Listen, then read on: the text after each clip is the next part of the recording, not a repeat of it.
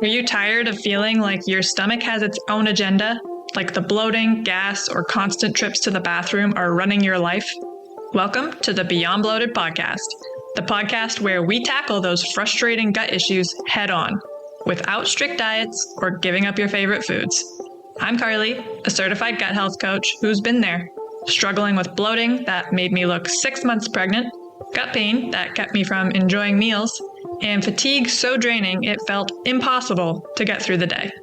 Now, I help women like you find freedom from those symptoms and take back control of their lives. Each week, we'll debunk gut health myths, dive into simple, actionable tips, and hear stories from women who've been exactly where you are. It's time to feel confident, energized, and bloat-free. Let's get started. Hello, everyone. Welcome back to the Beyond Bloated podcast, or welcome for the very first time. If you are here for the very first time, or you haven't listened to every single one of my podcast episodes, you may have missed one of my more popular episodes, and that was the episode where I walked you through a day in the life as Carly. I'll link that episode in the show notes below. It was episode 49, What I Eat and Do Every Day to Keep Bloating Away Without Strict Rules. That one was popular. You guys liked it, which made me think you probably want to know more things that I do to help keep my bloating away, because I'm not just your average practitioner who went to school and learned some shit. I lived it. I was in the trenches. I had horrible gut issues, severe bloating for years and years and years. I had so many symptoms, and like you, I tried a million things, tried a million diets, spent millions of dollars on supplements, it feels like. And ultimately, those things were not the answer, even though it took me a very long time to figure that out. So, of course, you want to know what I did to get out of that situation and to be thriving like I am today. However, I, of course, want to remind you, you and I are not the same person. We have different bodies. We have different symptoms. We have different health history. We are not the same. So although what I'm going to tell you today is probably going to be beneficial for the most part, please keep in mind that just recreating everything that I did is not going to work for you. Instead, I want you to take this information and change it to fit your life. Do not just copy everything I do blindly. Like I said, we are not the same. In my one-on-one program, I work with women to help them create a lifestyle that works for them. I do not say, hey, this is exactly what I did. Now you do it too. We take the general concepts of movement, sleep, stress management, nutrition, and we mold it into how does this work for you in your life? What are your likes and dislikes? What does your schedule look like? And that is how we make drastic, long-lasting change. So if you want that kind of support, you can apply to work with me. The link is in the show notes for you to apply to my one-on-one coaching program. But today, I am walking you through the exact steps that I take every morning to set my digestion up for success without using extreme routines or restriction. That is also something that I am over. I do not use extremes in my life or my diet anymore.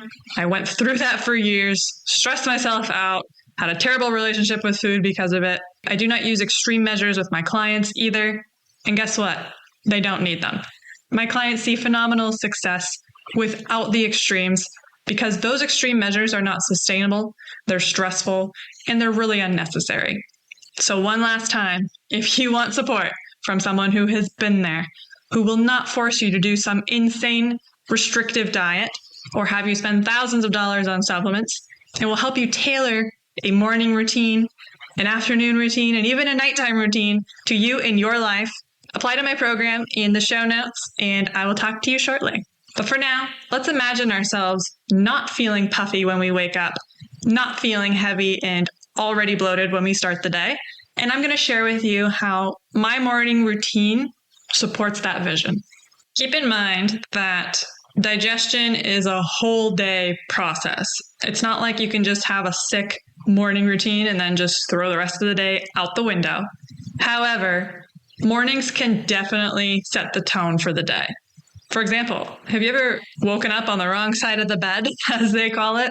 You wake up, you smash your toe, you check your phone and you have a text with some terrible news, and you're just miserable. The rest of the day sucks. Everything just kind of piles on top of that. You see the negative. Same goes for the positive, right? You wake up on the right side of the bed, you get good news, you look great, you're not bloated when you wake up, you're in a good mood. That makes you want to keep doing good things and feel good for the rest of the day. So we're going to do the same with our digestion by having a sick-ass morning routine that's going to set you up for success for the rest of the day.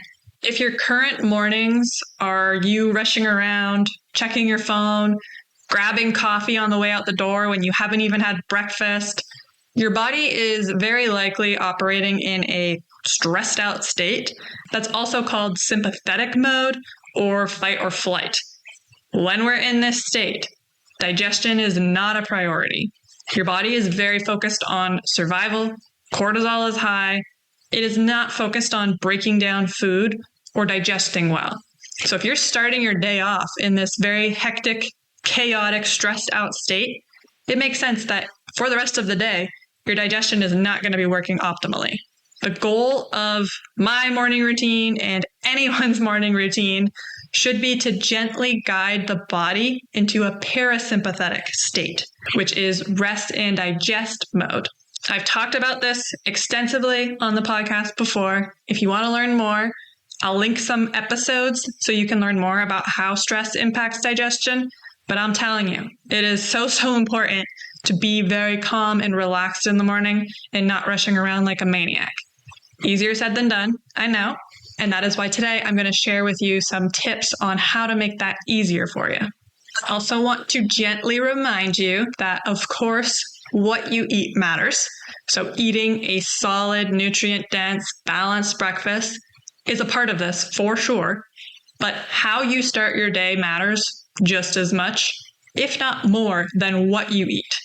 You could have the most nutrient-dense breakfast in the whole world, but if you are scarfing it down while you are stressed, distracted, or on the go, your body is not digesting or absorbing that breakfast well at all. So everything that I do in the morning, from brushing my teeth before I drink anything, to moving very gently, to eating without any screens, is designed to signal to my body, hey, it's safe, you can digest, we're not in a rush, and that helps set my digestion up for success for the whole day. If you're someone who eats really well, but you're still having severe digestive issues, I highly encourage you to listen up. It is likely not what you are eating that is the problem. It is the stress, the movement, possibly the sleep, all the other aspects that are not allowing you to digest that really nutrient-dense meal that you put together. I hear so often, I eat really well, I eat super healthy, why do I feel this way? That's one small piece of the puzzle, guys. It took me a really long time to figure it out myself, so it's okay, but take it from someone who's been there. Eating healthier, eating more restrictive is not the answer. We're going to talk about my morning routine right now, so I can give you some additional ideas other than eat healthier, eat more clean, or restrict more foods. Here we go. So everybody's day begins when you wake up. For me, I am lucky enough to be able to make my own schedule, and I decided that I am going to wake up at 7:30 a.m. That is my wake up time. That is what I set my alarm for. So during the weekdays, I'm waking up at 7:30 a.m. It's consistent. My body is used to it by now. Even on weekends, I give myself freedom. I don't set an alarm on weekends. If I need more rest, my body will sleep in, and I'm not going to feel guilty about that. I'm not going to set an alarm on the weekend and force myself to wake up at 7:30 when I really don't have to. I let myself sleep. I usually wake up between 7 and 8:30 on a weekend. I set an alarm for 7:30 during the week. So yeah, I may sleep in an additional hour on the weekend. That's okay. Allow yourself to rest. Sleep debt is a real thing. If you're tired during the week, allow yourself to sleep in. It's okay. If you're sleeping in until like 10, 11, 12, then maybe we've got something else we need to work on. But If you're sleeping in an additional 30 minutes to an hour on a weekend, I wouldn't be too concerned about it. Let yourself rest. It's okay. The key here, and this isn't really a morning routine, but it impacts the morning, is that I still go to bed at the same time on the weekend. So if you're sleeping in really late on the weekend and it's because you went to bed 3 hours later than you normally would during the week, that's another story, and that's not something I would recommend. I go to bed at the same time every single day of the week. Of course, there are going to be some exceptions. For example, I'm going to a concert this weekend. It starts at 7 p.m. Crazy, I know. But I'm going to have fun. I'm going to enjoy it. I'm going to stay up, and I'm not going to be in bed until probably midnight. That's outrageous for me, but I'm going to do it, and it's going to be awesome. Do I do that regularly? Absolutely not. 95% of the other times, I'm in bed at the same time every night, and that helps me have a consistent morning wake-up time, or I sleep in a little bit, but regardless, going to bed and waking up around the same time every day is going to help with your circadian rhythm and your digestion. Once I'm up and at 'em at 7:30 to 8:30 in the morning, depending on the day, I brush my teeth, and I do that before I eat or drink anything. And this is why. When we sleep, bacteria naturally builds up in our mouths. It's the way she goes, not a big deal. But if we drink water, coffee, or eat our breakfast before brushing our teeth, we are basically swallowing all of that bacteria first thing in the morning, which isn't really great for your gut health because if you're swallowing it, it's headed to your gut. So I personally brush my teeth before I eat or drink anything to give my gut a cleaner start to the day. Next, I move into my hydration ritual. I typically alternate between two things depending on what I'm feeling, what the weather's like. I'll either drink a warm glass of lemon water with L-glutamine. I do 1 scoop of L-glutamine, 5 grams, squeeze half a lemon into a warm glass of water, and then I'll add a little pinch of pink Himalayan sea salt, or I'll have a cup of bone broth, which is also warm and nourishing. Both are very supportive of gut health in slightly different ways. The warm lemon water is a very gentle way to hydrate and stimulate digestion first thing in the morning. The lemon gives a little vitamin C and can also nudge your liver and your bile flow. Plus, the L-glutamine is an amino acid that supports gut lining repair, which can be very helpful for anyone with bloating, leaky gut, or food sensitivities. Bone broth, on the other hand, is very rich in amino acids like glycine and proline, which are also soothing for the gut lining and connective tissues. It's warming, it's very grounding, it's very cozy, and it's especially comforting in colder seasons, but I like it in the summer too. It just depends on my mood. Obviously, in the colder weather, you want something cozy, warm, but you can drink it in the summer too. There's no rules here. The reason why I choose to drink a warm beverage first thing in the morning and not cold is because drinking cold liquids first thing in the morning can be quite the shock to the digestive system. Your gut has to work harder to warm up that liquid, which can then delay digestion and even cause cramping or sluggish bowel movements in some people. Warm drinks, on the other hand, help relax the GI tract, stimulate natural motility. So if you're constipated, warm drinks in the morning are definitely the way to go. And I just honestly feel better having like a nice, cozy, warm drink in the morning.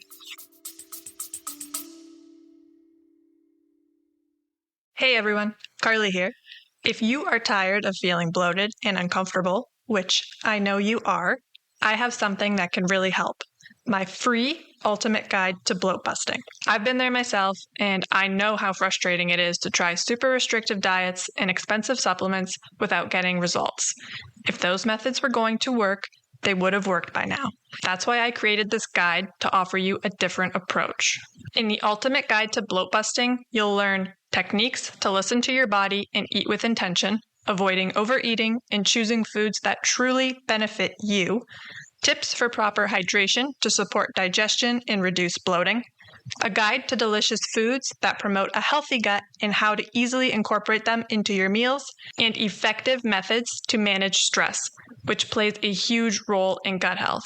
These simple, practical strategies can make a big difference in your daily life, helping you feel lighter, more energized, and comfortable in your own skin. Ready to ditch the bloat without strict diets or costly supplements? Download your free copy today at beyondbloated.com/ultimate-guide and start your journey to a bloat-free life. Now, let's get back to it. I find that warm drinks help me personally go to the bathroom more easily in the morning. I've mentioned before, I definitely lean more on the constipation side of things. So anything to help keep me regular, I'm doing it. And of course, that's going to significantly help with not feeling bloated throughout the day. If you're constipated, you're bloated. They go hand in hand. So I am typically sipping on one of these drinks while I do the rest of my getting ready routine. I do my hair, do my makeup, get dressed, drink my bone broth or my lemon water. It's very calming, it's unrushed, and it is about creating a very peaceful and supportive environment for my body to start the day. After I have had my morning bevy and I have finished getting ready, I carve out a little time, about 15 to 20 minutes for gentle movement. Nothing crazy. I'm not leaving my condo for this either. I do it inside. I pull out my yoga mat and I carve out a little time for some movement. Some days I will do my core routine, which is just some bird dog, some dead bugs. I do some planks. I do some breath work. I've also recently been doing a somatic movement course, which is just like 5 to 15 minutes per day, one video per day. It's got some very gentle movement that helps me start the day in a nice, calm, cool, and collected way. This movement is not a workout. It is not intense. It is not me breaking a sweat or pushing myself, and that is on purpose. You do not need to earn your breakfast with a hard workout. You do not need to get your heart rate up first thing in the morning to be productive. I know that intense movement right away after waking up can spike your cortisol levels, which is your stress hormone. And that can actually mess with digestion and blood sugar. And that's how you get that wired feeling with bloating. And I'm not into that. So I save my workouts for later in the day. And I start my day with a very gentle movement that helps my body wake up in a very regulated and supportive way. I'm still getting things moving without triggering that stress response first thing in the morning. There's also a reason why I focus on core exercises like the dead bugs, bird dog, planks, things like that. Activating your core in a low impact way can be very beneficial for bloating. A lot of us think of the core as like, I want a six pack, I want abs, but it includes the front, the back, the sides, your diaphragm, and your pelvic floor. So when you are gently engaging those deeper core muscles, especially first thing in the morning, you're supporting digestion, your posture, and even better circulation to the gut. So you're helping your digestion while also having a stronger core, which is important for all sorts of things. After I move my body in a very gentle, chill way, it's time to eat. And this part of my routine is non-negotiable. I will never, ever, ever skip breakfast. I do not recommend anybody skips breakfast. If you listen to my last few episodes, I've been talking about that quite extensively recently. In my last episode in particular, when I talk about is intermittent fasting good for women with digestive issues, I talk about all the benefits of not skipping breakfast and how eating breakfast can have a very positive impact on your digestion, on your weight, on your hormones. So I'm going to link that in the show notes for you as well, in case you missed it. When it comes to breakfast, it isn't just about what you eat, but how you eat it. So whenever the weather allows, I'm not sitting outside when it's freezing. You can if you want, but I'm just straight up not going to do that. I eat my breakfast outside on the balcony. It might seem like a little thing, but it can be incredibly powerful for digestion. Getting natural sunlight in the morning helps regulate your circadian rhythm, which plays a huge role in your digestion, energy, and even your bowel movements.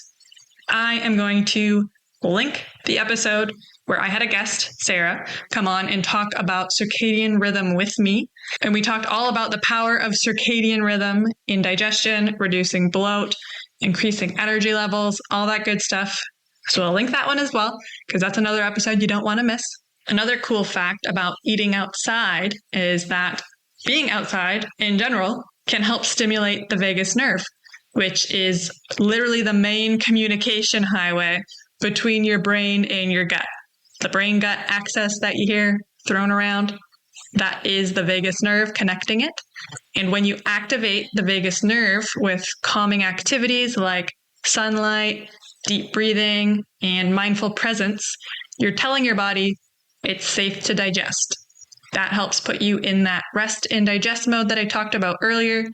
We don't want the fight or flight. You can't digest in that. Activating your vagus nerve helps you get out of fight or flight and into rest and digest. Which brings me to another really important part of this. No phone, no laptop, no distractions while I eat. I used to scroll while eating without thinking about it, and I didn't realize how much that habit was working against my digestion. When you're distracted, you chew less, you miss hunger and fullness cues, and you stay in that low-grade, stressed out state. Instagram, TikTok, your emails, texting your mom, it can all be stressful. So even if you don't realize it, you being on an electronic device while you eat is keeping you in that fight or flight mode. Now I make it a priority to sit down with my food, do some deep breathing, chew really slowly, and just enjoy my meal without distractions. This really simple act of eating mindfully has made a big difference in my bloating, especially that upper belly pressure and distension after meals. It's often overlooked because we're all so busy and so rushed and we just have to be doing something at all times. But just sit down with your breakfast and just eat it. Don't do anything else. Sit on your balcony if you can. Stare out into the wilderness, whatever you got to do. Try to get off your phone. You're on it all the time. I know you are. I am too. I'm literally on technology all the time. So I really prioritize my mornings. No technology. I don't even reach for my phone or my laptop until after I've eaten breakfast. So I have like a full hour, hour and a half in my mornings where I'm technology free. And it's been so helpful and so calming, not just for my digestion, but for my mental health, for my feelings of anxiety, for feeling overwhelmed and rushed and just, every morning.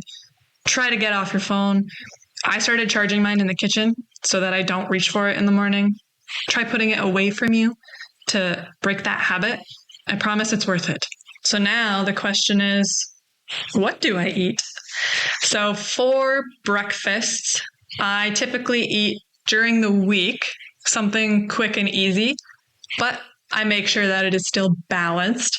I'll often have something like instant oatmeal, and I'll add protein powder or collagen to it, berries, kefir, almond butter. I'll spruce it up to make sure that it is balanced. But I also like to have a good amount of fiber in the morning to help keep me regular. Sometimes I will just have like regular oatmeal with hot water poured on it. Sometimes I will do baked oatmeal. So I'll have like a big thing of baked oatmeal. I'll make it on Sunday and I'll just reheat that throughout the week. Or I'll make different overnight oats.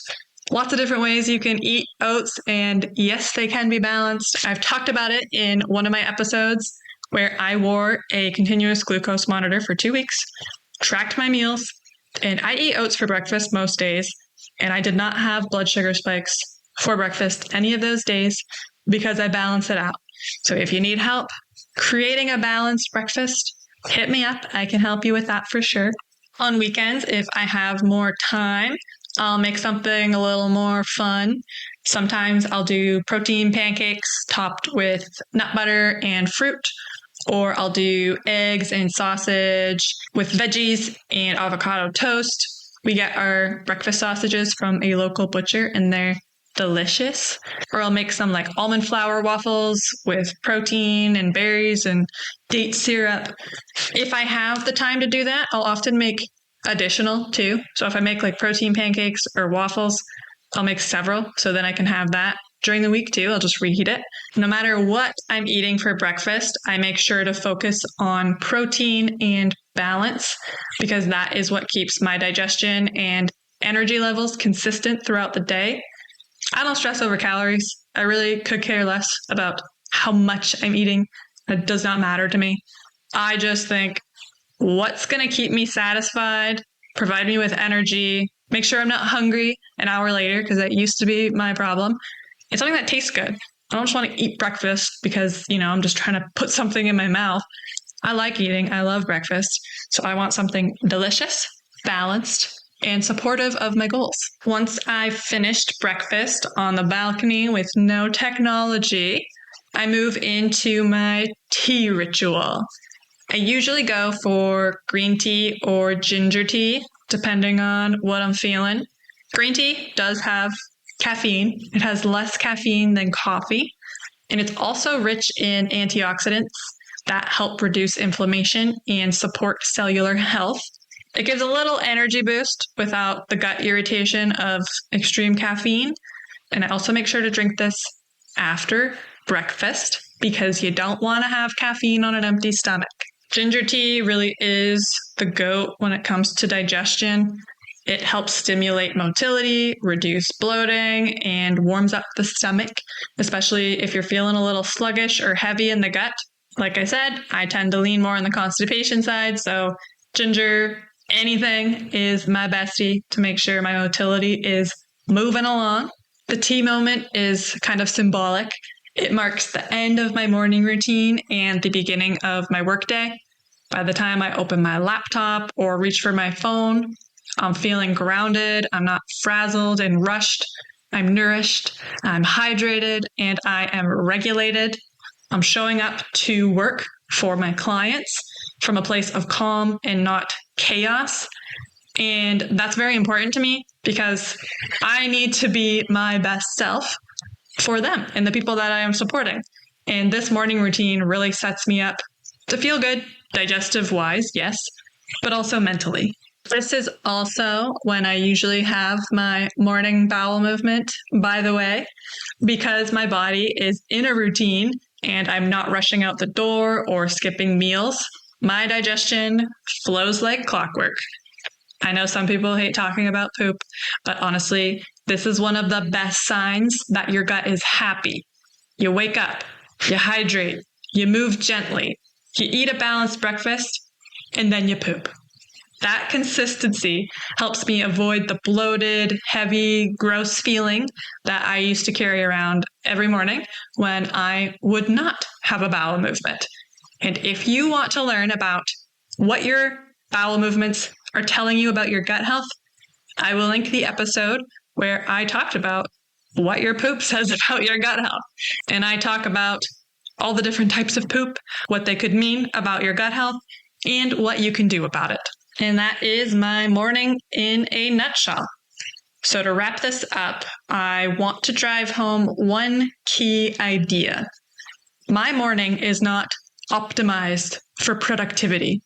It is actually designed for nervous system regulation because when your nervous system feels safe and supported, your digestion works better, period.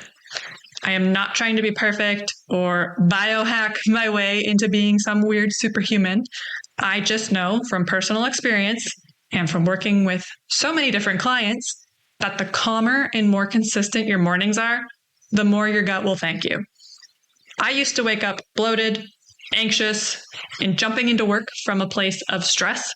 Now I have a rhythm that grounds me, and that rhythm is why I experience less bloating, better digestion, and more energy throughout my entire day. If you're listening to this and you think, I could never do all that, please know this. You do not have to copy this exact routine. I just hope it inspires you to claim just a few moments in the morning that are just for you. Even one mindful change, like putting your phone down while you eat, switching to warm drinks can make a really big difference. I used to do none of this shit back in the day. I would roll out of bed when I felt like it at 11 a.m., immediately reach for my phone. I'd be on social media for an hour. Then I'd get up and go eat a bowl of Lucky Charms, did zero movement, and I would still be on my phone while eating this disgusting bowl of Lucky Charms.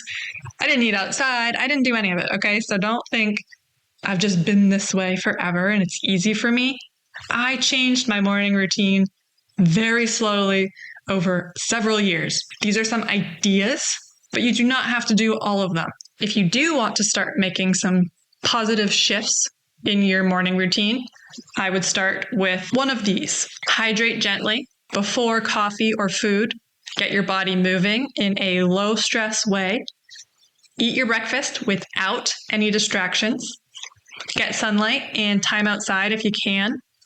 Or choose easy meals that feel good and fuel you for the entire day. Just pick one of those and start there.